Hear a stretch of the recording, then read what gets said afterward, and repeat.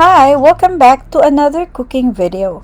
And for today's dish, we're going to cook ginger onion prawns.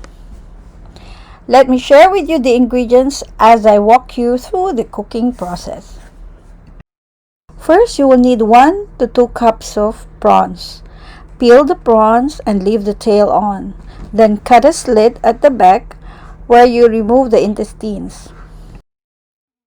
For the next ingredients, mince some garlic and slice a small ginger.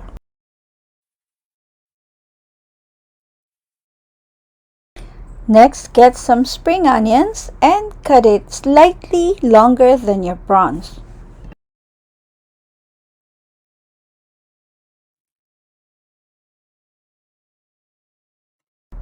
Before we begin cooking, you need to pat your prawns dry.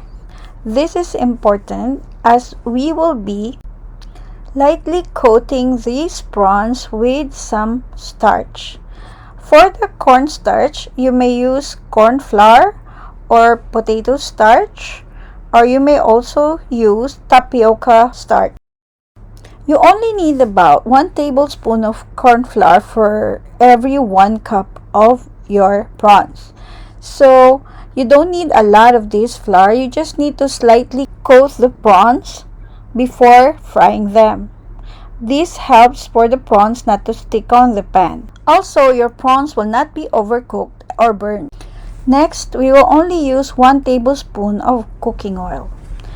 For this recipe, please do not use too much oil. When the oil is hot, you can now add the ginger.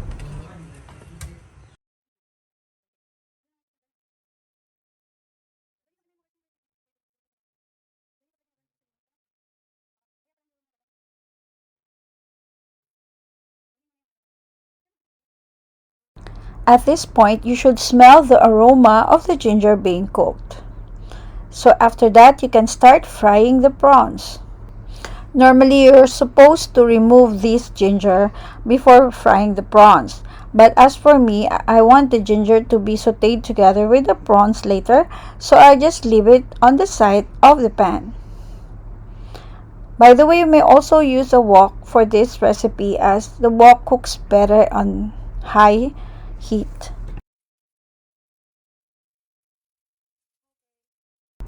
The prawns must be cooked on both sides, so after you've placed all the prawns on your pan or wok, you need to flip them on the other side, one by one.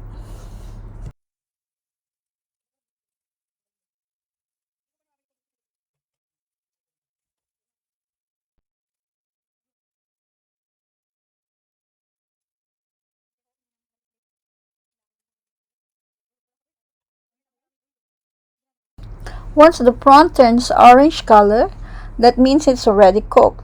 So if it's still white, you don't need to flip it yet. So after all the prawns have been flipped now, you may saute it together with the ginger. And then add your minced garlic. Stir fry all the 3 ingredients in high heat.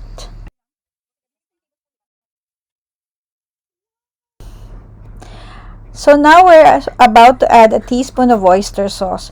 Remember to add a teaspoon for every cup of your prawns.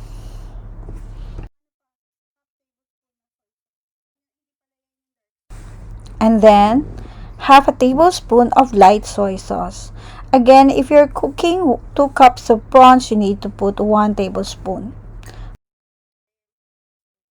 I only put half a tablespoon of soy sauce, light soy sauce, because I'm cooking only a cup of prawns. This amount I'm cooking is just around 300 to 350 grams of prawns.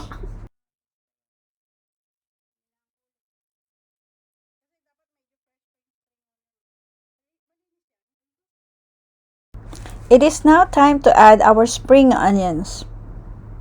Just stir fry in high heat, and after a few minutes, switch it off. But before serving it, you need to add some rice wine or Chinese wine. If you do not have a Chinese cooking wine, you may also use sake.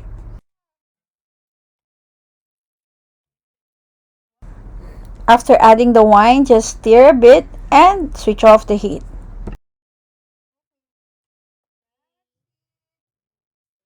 Serve it while it's hot. This goes well with white steamed rice and also smells good, so it's very appetizing. Your family is going to love this dish. Once again, thank you for watching this vlog. I hope you liked it. If you did like it, please click like and please subscribe if you haven't done so. Click the notification bell too for more videos.